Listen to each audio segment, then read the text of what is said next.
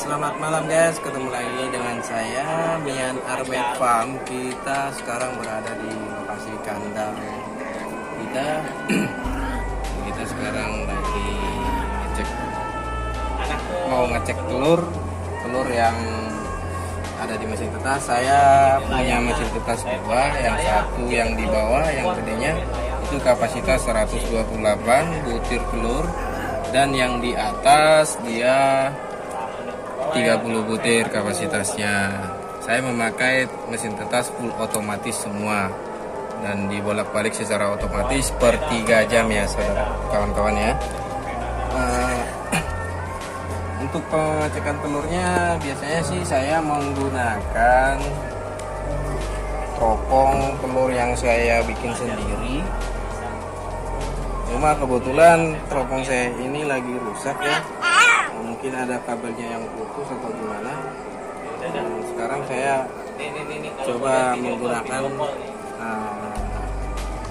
lampu senter HP lah ya, karena ini tadi saya coba nggak bisa nyala, mungkin ada kabel yang putus atau gimana ya. Nah, sebelum kita ngecek telurnya, saya sedikit jelasin dulu cara kerjanya ini. Cara kerja telur ini dia udah disetting dengan suhu maksimalnya itu 37 derajat, 8 itu si lampu nyala otomatis. Kalau di bawah 30, di atas 37 atau 38 dia lampunya mati secara otomatis seperti yang di atas guys. Dia 38,2 dia mati sendiri nih. Ntar di si suhunya turun di angka 37 sekian, dia si lampunya nyala lagi. Nah, untuk bolhamnya saya menggunakan bolham di yang kapasitas 128 butir telur ini. Saya memakai bolham 4 bolham Fijar ya, yang si 5 watt saya pakai 4. Kalau yang atas saya pakai 2 bolham aja, yang si 5 watt lampu Fijar juga. Sebelum kita ngejelasin cara pengecekannya, saya ingin memberitahukan sedikit ya. Ini kalau yang bagian sini mungkin telurnya udah kemarin udah saya cek semua ini, dan hasilnya si embrionya hidup. Tapi mungkin kita cek lagi ya, mana tahu. Nah ini guys nih, di angka 37,5 dia suhunya turun, dia langsung otomatis nyala si bolhamnya gitu guys ya. Dan untuk bolak-baliknya juga dia nanti otomatis per 3 jam. Nah, di sini ini nih, kita lanjut lagi nih. Kemarin ini udah saya cek nih, si embrionya hidup, tapi mungkin bisa kita cek lagi yang di sebagian ini. Mungkin di si embrionya itu mungkin, atau calon doknya itu dia bisa juga mati sebelum umurnya. Mungkin dia atau lemah bisa dari pacekan atau biangan, gennya lemah, jadi dia di tengah jalan mati gitu. Nah oke, karena tadi si teropong saya rusak atau nggak bisa nyala guys ya, kita menggunakan senter HP aja ya, sama aja sih maksudnya. Yang penting ada cahaya dan kelihatan si telur-telurnya dan kelihatan embrionya jelas. Nah nanti cara ngelihatnya nanti bisa dilihat sendiri ya, dan saya jelasin sedikit lagi nanti cara ngelihatnya sambil saya jelasin. Pertama kita nyalain dulu senter HP-nya. Oke guys, taruh aja di dalam, dan si lampu mesinnya kita matiin dulu supaya cahaya tidak ada, biar si cahaya handphone fokus di satu titik telur aja. Kita matiin dulu guys ya. Posisi sudah mati, yang nyala tinggal handphone atau senternya, atau kalau yang memakai teropong aja yang nyala. Kita cek nih telur ini dimasukin tanggal 25, udah ada 5 hari ya umurnya. Kita cek.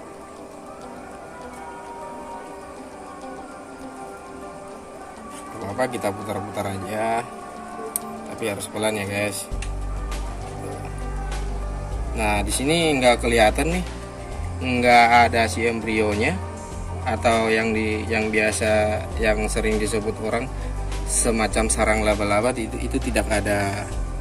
Ini bening, ini nggak ada corak ataupun seperti sarang laba-laba, berarti ini embrionya nggak hidup. Itu bisa faktor dari gen pacek atau biangan yang kurang bagus itu guys. Kan nggak ada kelihatan sama sekali. Jadi yang begini harus segera kita ambil ya. Satu, fungsinya biar si tempatnya itu biar agak longgar, nggak padat ya. Yang udah mati kita keluarin aja, kita pisahin.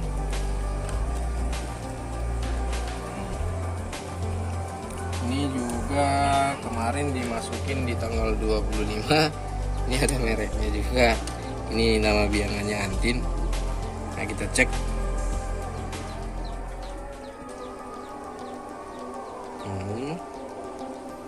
Cek dulu guys ya.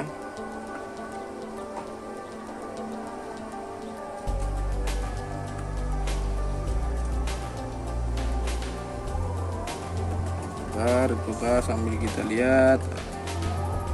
Nah, ini si embrionya hidup nih. Ada semacam sarang laba-laba, mungkin di kamera atau di video ini kelihatan. Nih, dia hidup nih. Ada embrionya. Nah, digoyang juga dia ngikut. Nah, berarti dia hidup. Oke guys. Ini hidup. Taruh aja lagi di sini. Kita cek lagi. Ini yang udah umuran ya, dimasukin tanggal 18. Kita cek lagi. Ini mungkin sebagian aja yang udah umuran biar nggak ngerusak atau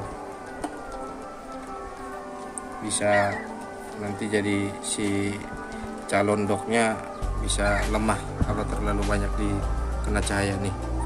Kayak gini nih, ini hidup guys. Mungkin kelihatan ya, sarang laba-labanya mungkin kelihatan, dan si calon doknya itu bergerak atau ada nadinya. Nah, itu.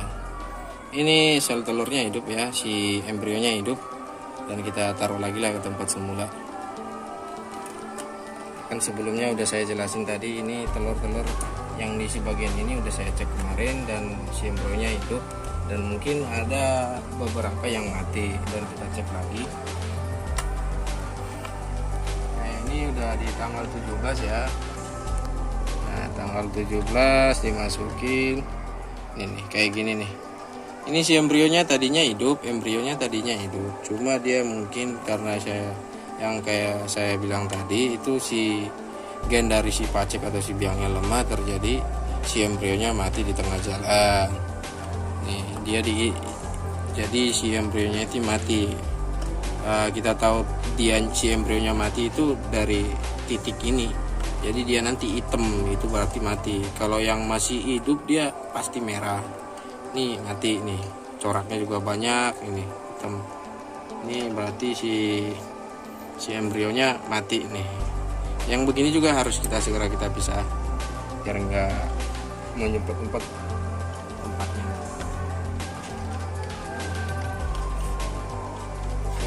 Kasusnya hampir sama.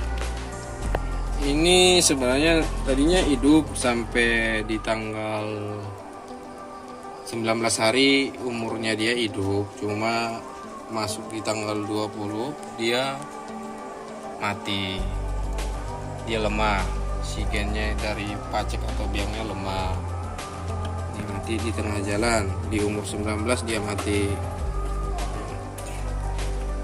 Soalnya ruangannya terlalu banyak, makanya saya pastiin ini mati.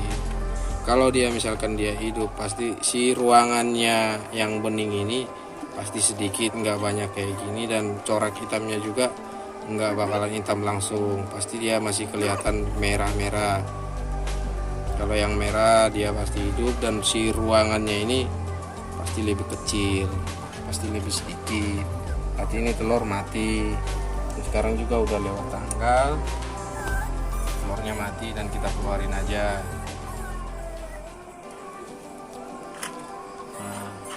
guys. Yang kelihatan mati ada 3. Ini yang udah tua kita cek satu ya. Di tanggal 13 dimasukinnya. Nah nih,